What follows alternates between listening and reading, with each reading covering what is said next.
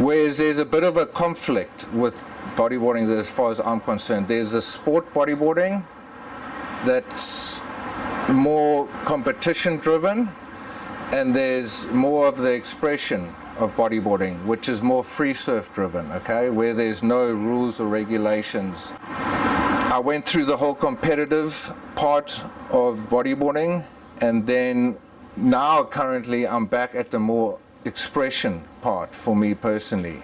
And you know, throughout that whole period of the competition and the expression, I always had Shorebreak involved in the whole process.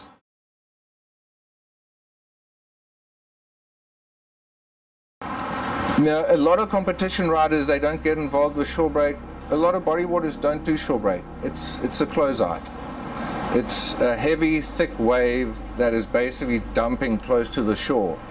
So it requires a different approach to riding a wave. You know you're not going to make the wave. You know it's going to be, there's a violent element to it. You know you're not going to make the wave, and often it's, you know, we're riding big Shorebreak, especially when Clark's shooting. Over the years there's been different photographers, but it's a relationship we have where I'm going to go on this wave. No, I know I'm not going to make it, and I'm going to put my body at risk and go over the ledge. You there getting the image, and we're sharing a moment. And you know, that's sort of the thing, how it goes. Because I mean, you're out there sometimes, some people will go Shorebreak, big Shorebreak with no photographer, but I've been doing this as a profession, so it's always been working with the photographer that pushes me into bigger waves in the Shorebreak. So that from that aspect of bodyboarding, Shorebreak's been there from the beginning till the end. And it's not something you want to do all the time, but for me, you know, when the stakes are high, anyone that's played in the sea will know that those waves can break on shallow sand. It's just because it's not reef or something doesn't mean it's not gnarly. You can break your neck and break your back on the sand easy. That's why most people, that when they see the ocean, if they don't know, should just go and figure. I don't know what to say, but yeah, it's a dangerous place.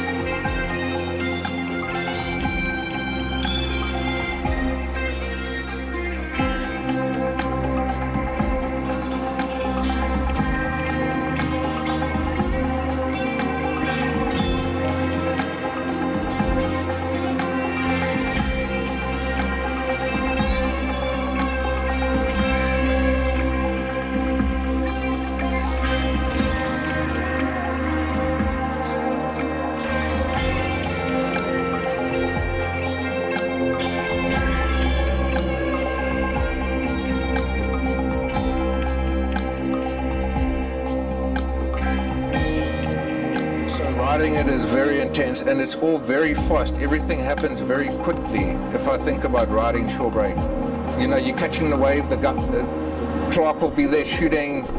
I have to decide, the set comes in, which one. I'm on there, everything happens super fast. Even the beating, it's fast, and then it's done.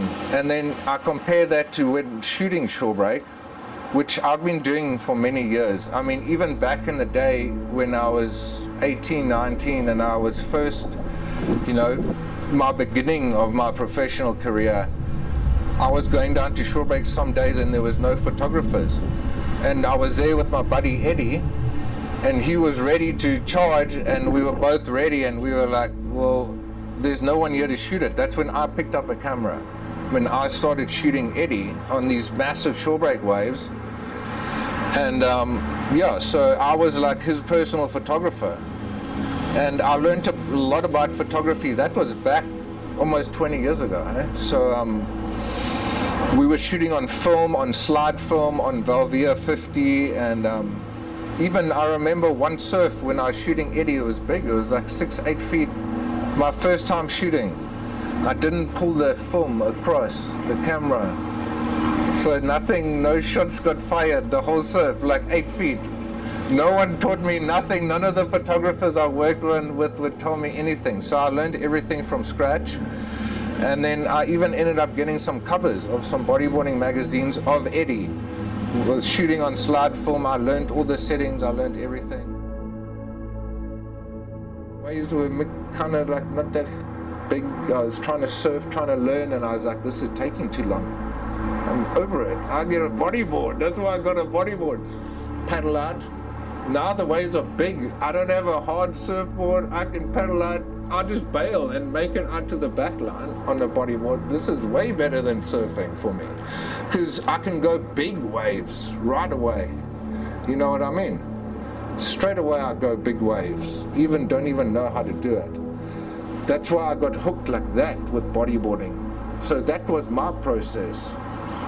I mean, for me it's always, there's not a big thought thing or a trend that I go, okay, I want that. I just go there.